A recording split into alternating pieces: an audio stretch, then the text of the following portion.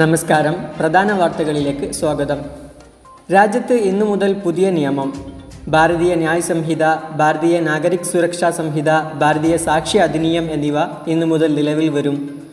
Indian ശിക്ഷാ നിയമം, criminal നടപടിക്രമം, ഇന്ത്യൻ തെളിവ് നിയമം എന്നിവയ്ക്ക് പകരമായി കൊണ്ടുവന്ന ഭാരതീയ ന്യായ സംഹിത, ഭാരതീയ നാഗരിക് സുരക്ഷാ സംഹിത, ഭാരതീയ സാക്ഷ്യ അധിനിയം എന്നിവ ഇന്നു മുതൽ നിലവിൽ വരും.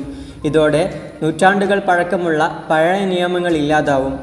ഇന്നു മുതൽ കേസ് രജിസ്റ്റർ ചെയ്യുന്നതും തുടർ നടപടികൾ സ്വീകരിക്കുന്നതും പുതിയ നിയമപ്രകാരമായിരിക്കും. നിയമം നടപ്പിലാക്കുന്നതിന് മുമ്പുള്ള കുറ്റങ്ങളിലും പുതിയ നിയമത്തിൻ്റെ അടിസ്ഥാനത്തിലുള്ള വ്യവസ്ഥകൾ ബാധകമാകും. കഴിഞ്ഞ വർഷം ഓഗസ്റ്റ് 11-നാണ് ആഭ്യന്തരമന്ത്രി അമിത് ഷാ പുതിയ നിയമത്തിൻ്റെ കരട് പാർലമെൻറ്റിൽ പാസാക്കിയത്. സ്റ്റാൻഡിംഗ് കമ്മിറ്റിയുടെ നിർദ്ദേശങ്ങൾ കൂടി പരിഗണിച്ചുള്ള മാറ്റത്തോടെ ഡിസംബർ 13-ന് അവ വീണ്ടും അവതരിപ്പിച്ചു. ഡിസംബർ 25-ന് രാഷ്ട്രപതി അംഗീകാരം നൽകി. UAE സ്വദേശിവൽക്കരണ പരിശോധന ഇന്നു മുതൽ ആരംഭിക്കും.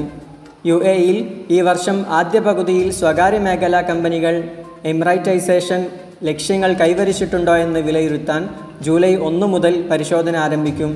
കഴിഞ്ഞ 6 മാസത്തിനിടെ തങ്ങളുടെ ജീവനക്കാരിൽ 1% അധികം സ്വദേശികളെ നിയമിക്കാത്ത 50 അല്ലെങ്കിൽ അതിൽ കൂടുതൽ ജീവനക്കാരുള്ള സ്ഥാപനങ്ങൾക്ക് പിഴ ഈടാക്കും.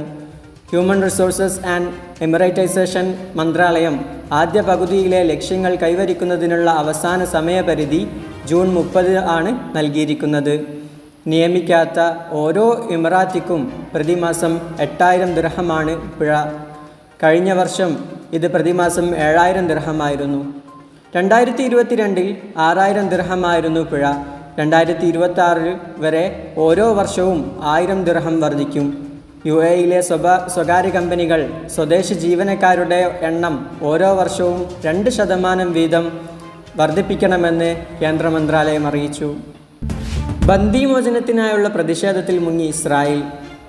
വെടിനിർത്തൽ ചർച്ചകളിൽ യാതൊരു പുരോഗതിയുമില്ലെന്ന് ഹമാസ്. ബന്ദിമോചനത്തിനായുള്ള പ്രതിഷേധത്തിൽ ഇസ്രായേൽ കത്തുന്നതിനിടെ വെടിനിർത്തൽ ചർച്ചകളിൽ യാതൊരു പുരോഗതിയുമില്ലെന്നറിയിച്ച് ഹമാസ് വക്താവ് ഉസാമ ഹംദാനാണ് ഇക്കാര്യം അറിയിച്ചത്. യുദ്ധം അവസാനിപ്പിക്കാനായി വെടിനിർത്തൽ ചർച്ചകളുമായി ബന്ധപ്പെട്ട് സഹകരിക്കാൻ തങ്ങൾ തയ്യാറാണെന്നും അദ്ദേഹം വ്യക്തമാക്കി. ഗസയിൽ സ്ഥിരമായി വെടിനിർത്തലിനായുള്ള ചർച്ചകൾക്ക് ഹമാസ് തയ്യാറാണ്. എന്നാൽ ചർച്ചകളെ ഞങ്ങൾ പോസിറ്റീവായാണ് കാണുന്നതെന്നും അദ്ദേഹം പറഞ്ഞു.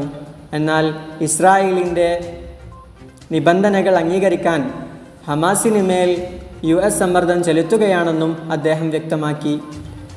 ഹജ്ജിൻ്റെ പുണ്യം നുകർന്ന് ഹാജിമാർ ഇന്ന് മടങ്ങിയെത്തും. പരിശുദ്ധ ഹജ്ജിൻ്റെ പുണ്യം നുകർന്ന് ഹാജിമാർ ഇന്ന് മുതൽ നാട്ടിൽ തിരിച്ചെത്തും. മദീനയിൽ നിന്നും 166 ഹാജിമാരുടെ ആദ്യ ഹജ്ജ് സംഘം എയർ ഇന്ത്യ എക്സ്പ്രസ് വിമാനത്തിൽ ഇന്ന് വൈകിട്ട് 3:25-ന് കരിപ്പൂരിലെത്തും.